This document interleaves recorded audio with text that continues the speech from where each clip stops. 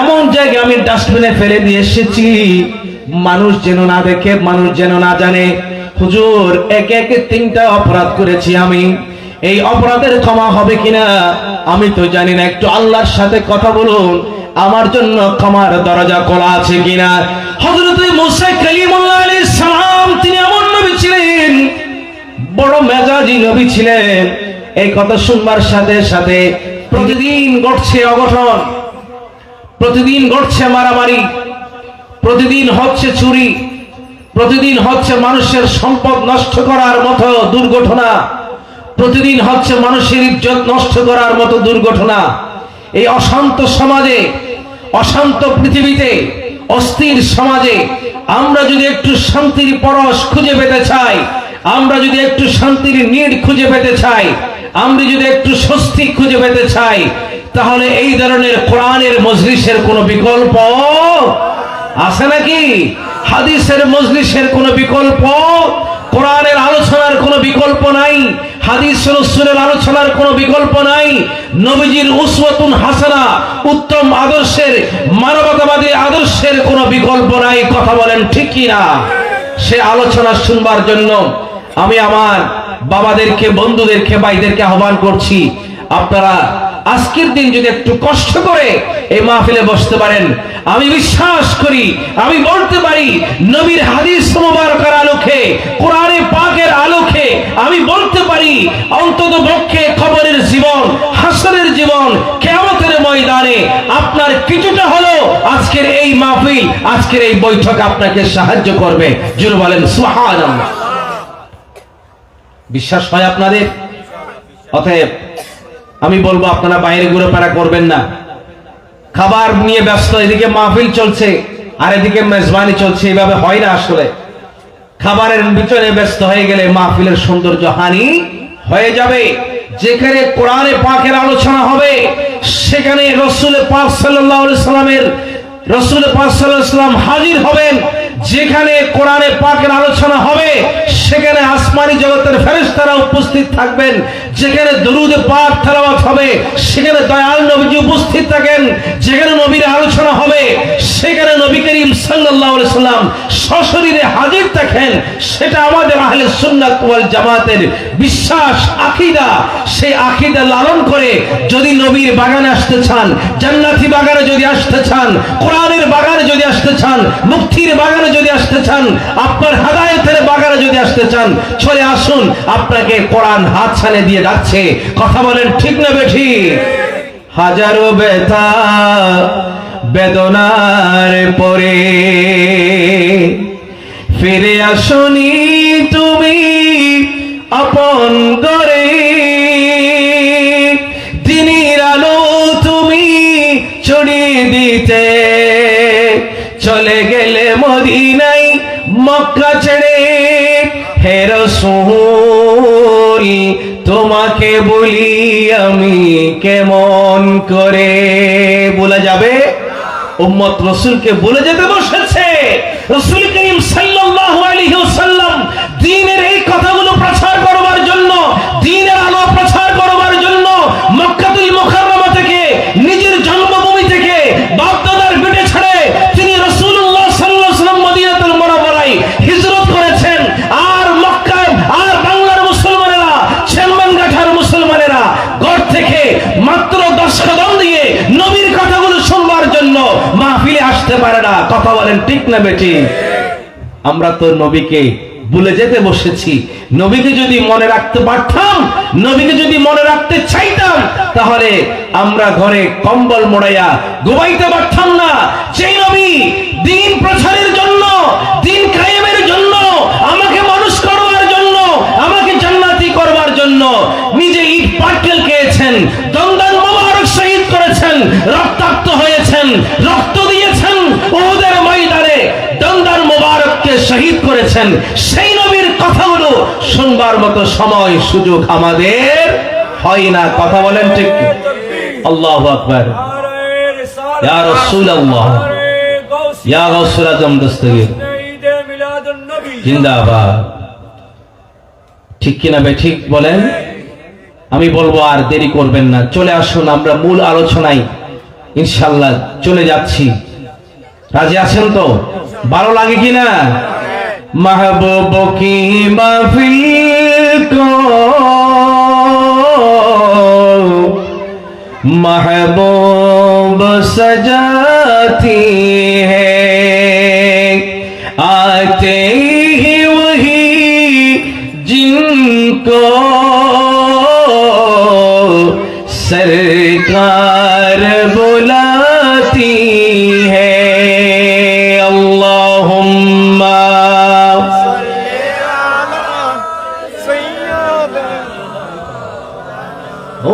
मौलाना मुहम्मद वाला आले।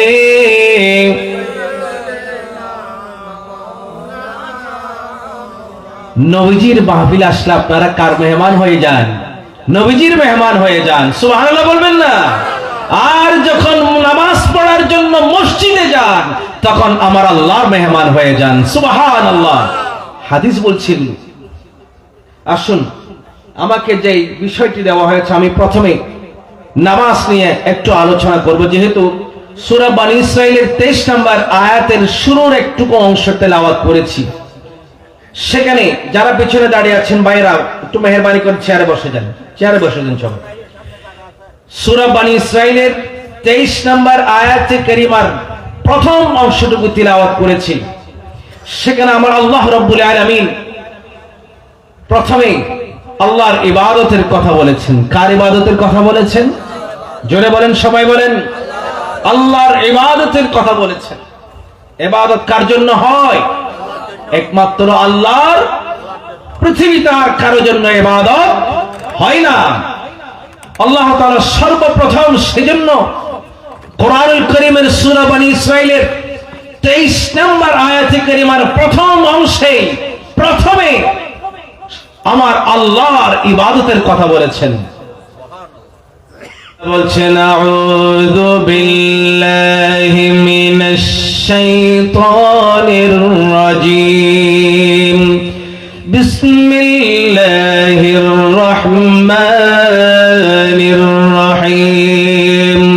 ওয়া ক্বাদা রাব্বুকা আল্লা তা'বুদু ইল্লা ইয়্যাহু ওয়া বিল ওয়ালিদাইনি ইহসানা। মহান রব্বুল আলামিন কুদরতের ভাষায় বান্দাকে উদ্দেশ্য করে বলছেন, ওয়া ক্বাদা রাব্বুকা, তোমার রব ফয়সালা করে দিয়েছেন, তোমার রব নির্দেশ দিচ্ছেন, তোমার রবের ফরমান জারি হয়ে গেছে। আল্লাহ তা'বুদু, তোমরা যেন ইবাদত না করো, তোমরা ইবাদত করবে না, ইল্লা ইয়্যাহু, তোমার রব ছাড়া তোমরা যেন কারো ইবাদত না করো।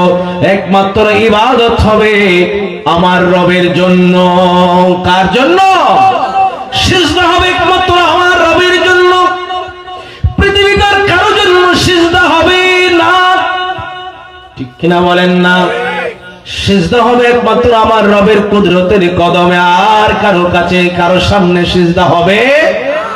আল্লাহ বলছেন, ওয়া ক্বাদা রাব্বুকা আল্লা তা'বুদু ইল্লা ইয়্যাহু। বান্দারে, তোমার প্রথম ডিউটি, আমি তোমাকে পৃথিবীতে পাঠানোর একমাত্র উদ্দেশ্য হচ্ছে আল্লাহর গোলামি করবে, ইবাদত বندگی করবে। কোরআনুল কারীমের আয়াতের মধ্যে আল্লাহ বলছেন, ওয়া মা খালাকতুল জিন্না ওয়াল ইনসা ইল্লা লিয়াবুদুন। বান্দারে আমার, মানুষ এবং জিন জাতিকে আমি সৃষ্টি করেছি একমাত্র আমার ইবাদত করার জন্য। সেজন্য আল্লাহ রাব্বুল আলামিন সূরা বনী ইসরাঈলের 23 নম্বর আয়াতের শুরুতেই প্রথমেই ফার্স্ট আল্লাহ বলছেন, তোমার ইবাদত হবে একমাত্র তোমার রবের জন্য, সিজদা হবে তোমার রবের জন্য। তাকে ছাড়া তোমরা আর কারো ইবাদত করতে পারবে না, কারো কাছে মাথা নত করতে পারবে না, কারো সামনে সিজদা করতে পারবে না। এক নাম্বার ডিউটি দেওয়ার পরে আমার আল্লাহ বলছেন, 2 নাম্বার তোমার ডিউটি হলো ওয়া বিওয়ালিদাইনি ইহসানা। আল্লাহর ইবাদত বندگی করার পর তোমার 2 নম্বর দায়িত্ব হলো তোমার মা বাবার সেবা করা, মা বাবার সাথে সুন্দর আচরণ করা, মা বাবার সাথে সদাচরণ করা। একবার জোরে জোরে বলেন সুবহানাল্লাহ। ইবাদত হবে কার? আল্লাহর ইবাদতের মধ্যে অনেক রকম ভেরিয়েশন আছে। আল্লাহ রাব্বুল আলামিনের সৃষ্টির দিকে তাকাইয়া গোলাপ ফুল এত সুন্দর কেন আপনি চিন্তা করলেন, এটাও আপনার জন্য ইবাদত। আপনি আল্লাহর বান্দার দিকে তাকাইয়া সুবহানাল্লাহ বললেন, এত সুন্দর মানুষ আল্লাহ কিভাবে সৃষ্টি করতে পারেন। আমাদের আজকের প্রধান মেহমান যিনি আসলেন তাকে আল্লাহ কত বেশি আলম দিয়েছেন, আপনারা শুনে বলবেন সুবহানাল্লাহ। এটাও বলা আপনার জন্য ইবাদত হয়ে যাবে। আজকের প্রধান মেহমান যিনি আসলেন তার চেহারাটা সুন্দর, দাড়ি মোবারক গুলো এত সুন্দর, আপনারা দেখেই বলবেন এত সুন্দর দাড়ি হতে পারে, আপনারা বলবেন মাশাআল্লাহ। একটা উদাহরণ দিলাম, এরকম ছোট ছোট বিষয়গুলো পর্যন্ত আল্লাহ ইবাদত হিসেবে গণ্য করেন। সুবহানাল্লাহ বলবেন না? ও বন্ধুরা আমার, আল্লাহর বিশালতা দেখে আসমান থেকে আপনি সুবহানাল্লাহ বললেন, এটা আপনার জন্য ইবাদত হবে। আপনি হাঁটি হাঁটি পা পা করে মাহফিলে আসলেন, এটাও আপনার জন্য ইবাদত হবে। মাহফিলে বসে আমার নবীর নাম উচ্চারণ করেছেন, এটাও ইবাদত হবে। আমার নবীর উপর দরুদ শরীফ পাঠ করলেন, এটা ইবাদত হবে। আপনার ভাইয়ের সাথে, বন্ধুর সাথে, মুসল্লির সাথে, পাশের ব্যক্তির সাথে, প্রতিবেশীর সাথে সুন্দর ভাষায় কথা বললেন, এটাও আপনার জন্য ইবাদত হবে। নয় নয় শরীয়তের ভাষায় আপনার ইমানদারের পায়খানা প্রস্রাব পর্যন্ত ইবাদতে পরিণত হয়ে যায়। আমার পাশে যিনি বসা তিনি একজন বিখ্যাত মুফতি সাহেব, যিনি ফতোয়া দেন এবং জামিয়ার ফিকা বিভাগের যিনি প্রধান, হেড অফ দা ফিকা ডিপার্টমেন্ট। তো তিনি এখানে উপস্থিত আছেন। আমি হুজুরকে সাক্ষী রেখে কথা বলছি, ইমানদারের পায়খানা করা এটাও ইবাদত। হুজুর ঠিক আছে? প্রস্রাব করা এটাও ইবাদত। শরীয়তের ফয়সালা হলো রাসূলের অনুসরণে সুন্নতের মাধ্যমে আপনি যখন পায়খানাতে ঢুকবেন একটা দোয়া পড়তে হবে, বের হবেন আর একটা দোয়া পড়তে হবে। যদি এটা ইবাদত না হতেন তাহলে রাসূল আমাদেরকে এই দোয়াগুলো শিখাতেন না। কথা বলেন ঠিক কিনা? এর চেয়ে বড় ফয়সালা হলো যখন নামাজি ব্যক্তি নামাজে যাবেন, পায়খানার প্রস্রাব আর পেট নিয়ে মসজিদে গেলে, নামাজে দাঁড়ালে তার নামাজটা মাকরুহ হয়ে যাবে। কারণ প্রস্রাবের বেগ এটা এত মারাত্মক, পায়খানার বেগ এটা এত মারাত্মক, বারবার আপনার ব্রেনের মধ্যে আঘাত করতে থাকবে। পায়খানা প্রস্রাবের হাজত সম্পন্ন করে আপনি যখন নামাজে দাঁড়াবেন তখন আপনার অন্তরে একটা স্বস্তি আসবে, আপনি একটা স্যাটিসফ্যাকশন নিয়ে, কলবে সালিম নিয়ে, অন্তরে প্রশান্তি নিয়ে নামাজে যখন দাঁড়াবেন তখন আপনার নামাজের ভিতরে রূহ থাকবে, আপনার নামাজের ভিতরে খেয়াল থাকবে, স্মরণ থাকবে, আপনার খেয়ালটা তখন অন্যদিকে আর যাবে না। এই জন্য ফুকাহায়ে কেরাম বলছেন ইমানদারের পায়খানা করা, প্রস্রাব করা এটাও ইবাদতের একটা অংশ হয়ে গেছে। আরো জোরে বলবেন না সুবহানাল্লাহ? ঠিক আছে বাবা, আমার বন্ধু, আমার নবী বলছেন স্ত্রীর সাথে মেলামেশা করে এটাও ইবাদত। বন্ধুর সাথে সুন্দর ভাষায় কথা বলে এটা ইবাদত। সবকিছু ইবাদতের মধ্যে সর্বশ্রেষ্ঠ ইবাদত হচ্ছে রাসূল ইবাদত।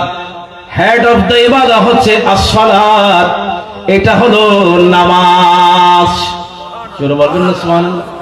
সেই নামাজের ব্যাপারে আমার নবী বলছেন as-সালাতু মিরাজুল মুমিনিন, নামাজ হলো মুমিনদের জন্য মেরাজ। আমার নবী আরশ আজিমের মেহমান হয়েছেন, আল্লাহর দিদার পেয়েছেন। আমার আল্লাহ নবীকে আরশ আজিমের মেহমান বানায়া আল্লাহ পাক আল্লাহর নবীকে হাবিবকে দিদার দিয়েছেন। আর আল্লাহ বলছেন হাবিব আপনাকে আমি আরশে আজিমে লাভকারী নিয়ে এনে আপনাকে মেহমান বানিয়ে আমার দিদার দিয়েছি। আমি চাই আপনার উম্মত আমার দিদার থেকে কখনো বাদ যাবে না, মাহরুম হবে না। ইয়া রাসূলুল্লাহি আপনার প্রেম মহব্বত ভালোবাসা ঈমানকে সঠিক করে সহি করে যখন ঈমানদাররা আপনার উম্মতরা আমার মসজিদে এসে সিজদা দেবে, আমার নবী বলছেন ইন্নাল মুসাল্লি ইয়াসজুদু আলা কদমাইর রব। আমার নবী বলছেন যখন মুসাল্লি সিজদা দেয় তখন জমিনে সিজদা দেয় না, আমার নবী বলছেন বরং মুসাল্লি যেন আল্লাহর কুদরতের কদমে সিজদা দিচ্ছে। চিৎকার দিয়ে বলেন না সুবহানাল্লাহ। আমার নবী বলছেন ইমানদার যখন নামাজে দাঁড়িয়ে যায়, যখন সূরা ফাতিহা শুরু করে দেয় তখন সে যেন সূরা ফাতিহা পড়ে না, সে যেন কেরাত পড়ে না, বরং সে যেন তার রবের সাথে পিস পিস করে প্রেমের আলাপ করে।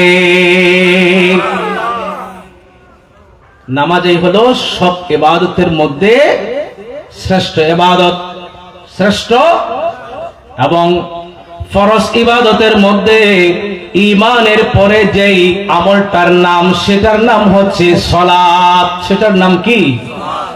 আরো জোরে বলেন, সেটার নাম। আমার আল্লাহ বলছেন ইন্নাস সালাতা তানহা আনিল ফাহশাই ওয়াল মুনকার।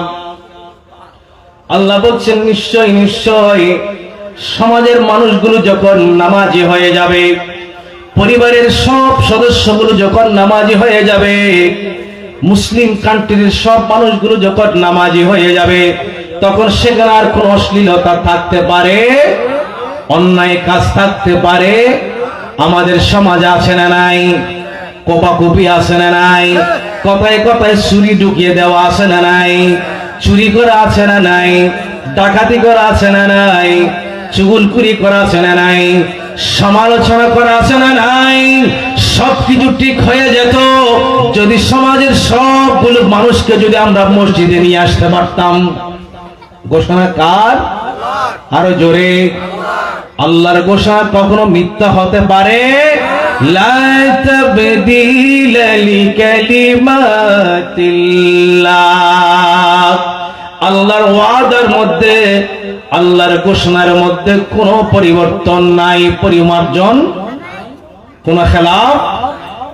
কিন্তু আমাদের মধ্যে পরিবর্তন আছে না নাই? কিছুদিন আগে এখানে ঘটেছে না ঘটনা?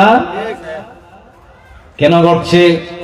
তাদের ভিতরে যদি নামাজের মহব্বত আসতো, তাদের ভিতরে যদি আল্লাহর মহব্বত আসতো, সাথে সাথে তাদের ভিতরে মানবতা চলে আসতো। নবীর প্রেম যদি আসতো, তাদের ভিতরে নবী প্রেমের সাথে সাথে মানবতার প্রেমও চলে আসতো। কথা বলেন ঠিক কিনা? ও আমার বন্ধুরা, আমার আল্লাহ বলছেন নিশ্চয় নামাজ তোমাকে অশ্লীল কাজ থেকে বাধা দিবে, অন্যায় কাজ থেকে বাধা দিবে। আমাদের সমাজের মানুষগুলোকে যদি আমরা 5 ওয়াক্ত নামাজের মুসল্লি বানাইতে পারতাম, যদি হাতে ধরে একজন একজন করে মসজিদে নিয়ে যেতে পারতাম, এই সমাজটা কতই না সুন্দর হয়ে যেত। কথা বলেন ঠিক না বেঠিক? আপনি নামাজ পড়বেন, অন্ততপক্ষে কিছুটা হলো আপনার ভিতরে হায়া থাকবে, লজ্জা থাকবে, আপনার ভিতরে ভয় থাকবে। এখন নামাজ পড়ে এসেছি, কিভাবে অন্যায়টা করি, এখন নামাজ পড়ে এসেছি কিভাবে আরেকজনের হকটা নষ্ট করি, এখন মসজিদ থেকে বের হলাম কিভাবে আরেকজনের বিরুদ্ধে কথা বলি, এখন মসজিদ থেকে বের হয়েছি, এখন যে জবান দিয়ে তাকবীর তাহরিমা বলেছি, আল্লাহু আকবার বলেছি, এখন যে জবান দিয়ে সুবহান রাব্বিয়াল আলা বলেছি, যে জবান দিয়ে একমাত্র সুবহান রাব্বিয়াল আযীম বলেছি, হে আল্লাহ তুমি মহান, তুমি পবিত্র, তুমি মহান। যে জবান দিয়ে আমার আল্লাহর পবিত্রতা ঘোষণা করেছি, আমার আল্লাহর প্রশংসা করে এসেছি, সেই জবান দিয়ে কিভাবে মিথ্যা কথা বলবো? নামাজে গেলে 5 ওয়াক্ত নামাজ যথা সময়ে মসজিদে আদায় করলে অন্ততপক্ষে আপনার ভিতরে একটু হলো হায়া শরম আসতো। কথা বলেন ঠিক না বেঠিক? ও বন্ধুরা আমার, শত শত মানুষ আজান হয়ে গেছে কিন্তু দোকানে বসে বসে আড্ডা গল্প করছে, আসে না নাই? তাদের ভিতরে লজ্জা নাই, হায়া নাই। মসজিদে আজান চলছে, মসজিদের মাঠে দাঁড়াইয়া গল্প গুজব করছে, আসে না নাই?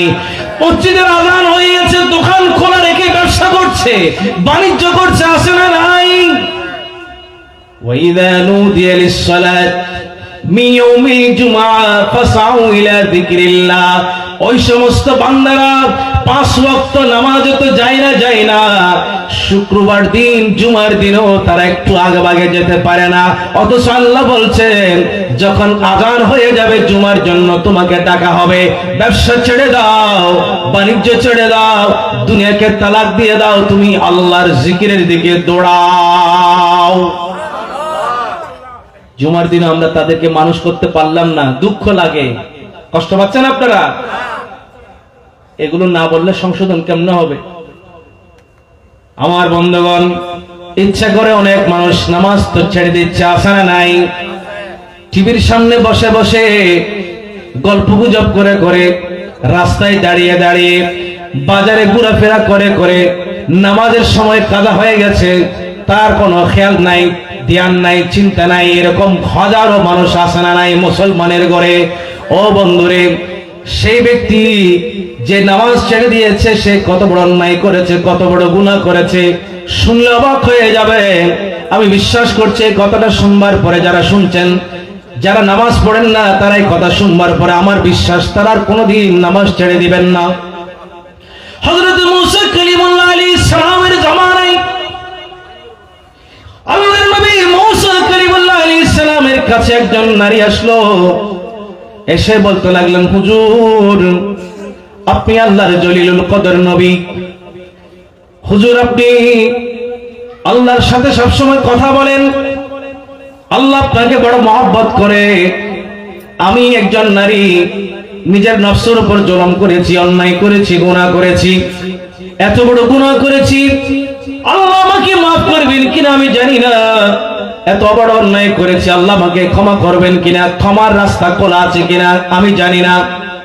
মুসা কালিমুল্লাহ আলাইহিস সালাম জিজ্ঞেস করলেন, ও আল্লাহর বান্দিনী, কি গুনাহ করেছো, কি অন্যায় করেছো?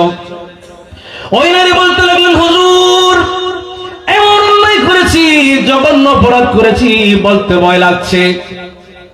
আল্লাহর নবী মুসা কালিমুল্লাহ আলাইহিস সালাম বললেন, বলো একটু শুনে দেখি কি এমন জঘন্যতম অপরাধ করেছো।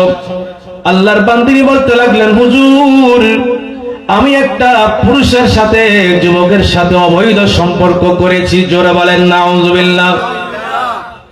হুজুর আমি অবৈধ সম্পর্ক করেছি, অ্যাফেয়ার করেছি।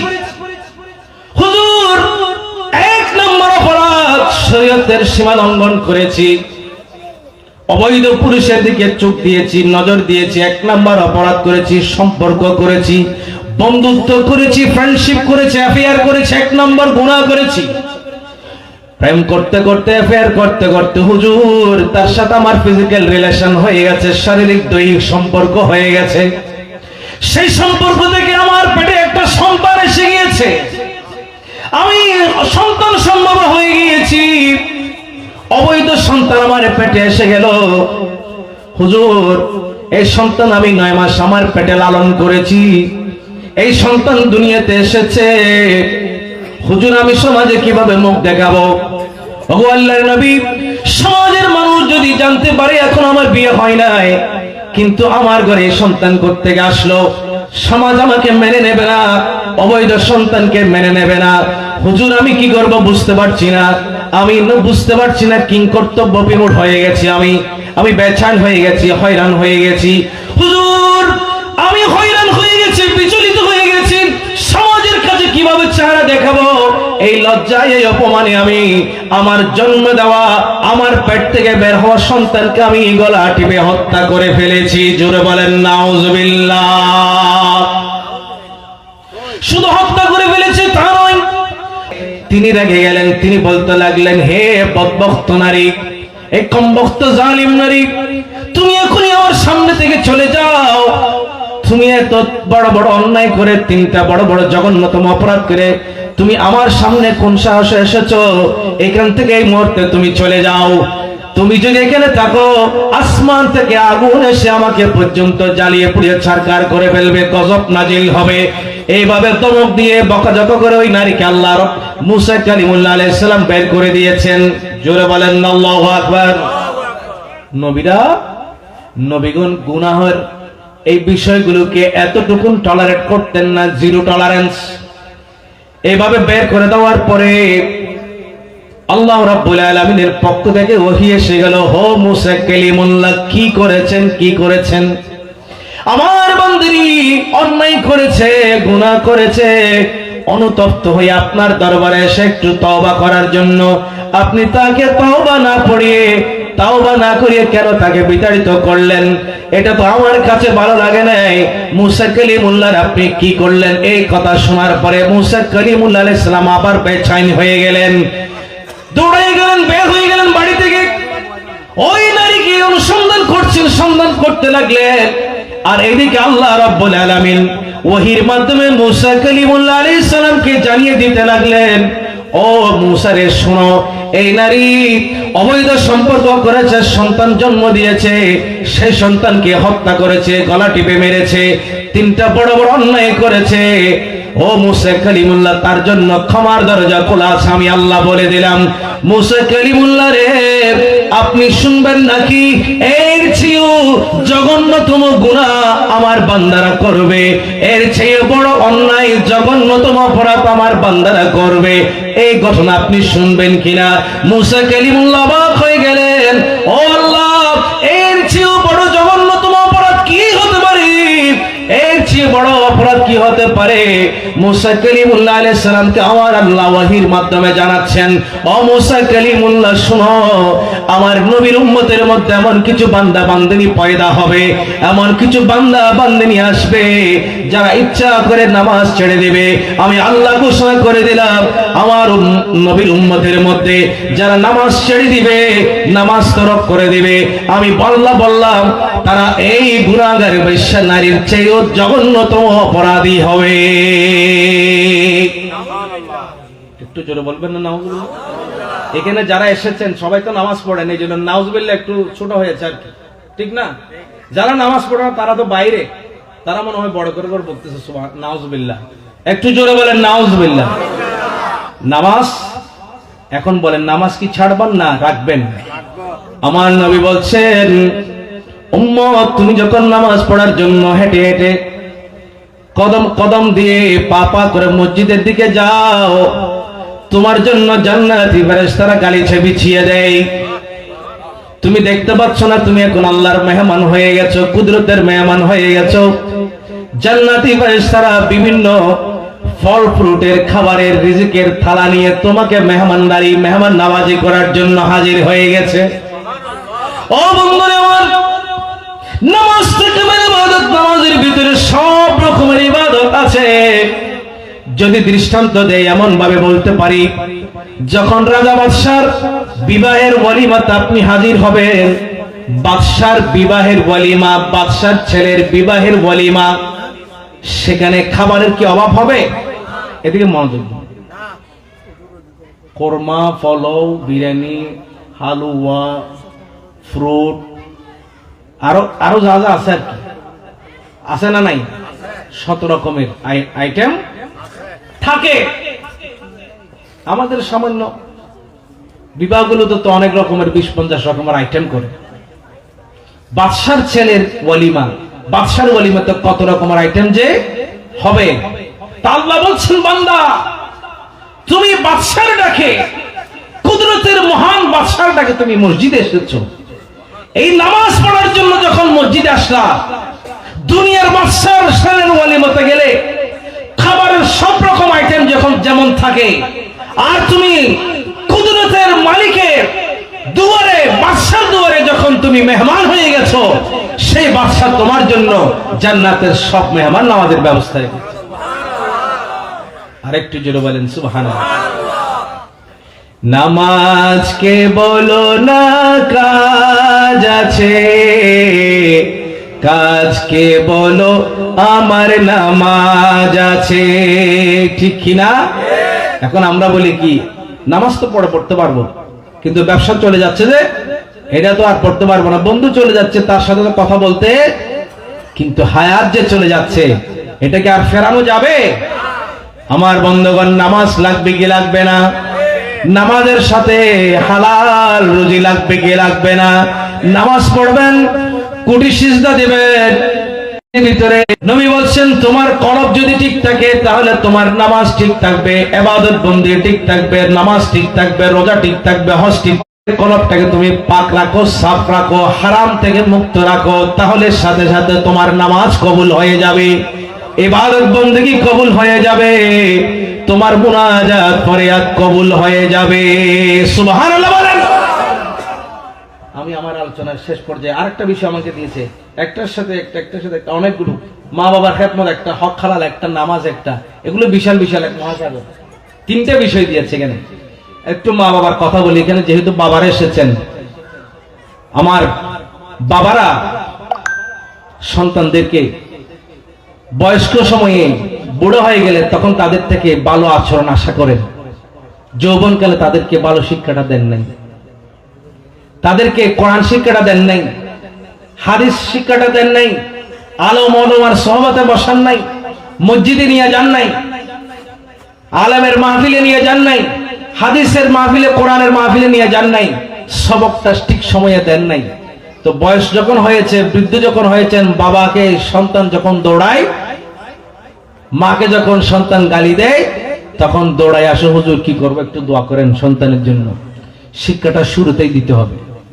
আমার আল্লাহ বলছেন ওয়াবিল ওয়ালিদাইনি ইহসানা। কোরআনের শিক্ষা যদি আপনার সন্তানের ভিতরে থাকে, হাদিসের শিক্ষা যদি সন্তানের ভিতরে থাকে, রাসূল করিম সাল্লাল্লাহু আলাইহি ওয়াসাল্লাম ইরশাদ করছেন আল জান্নাতু তাহাতা আকদামিল উম্মাহাত।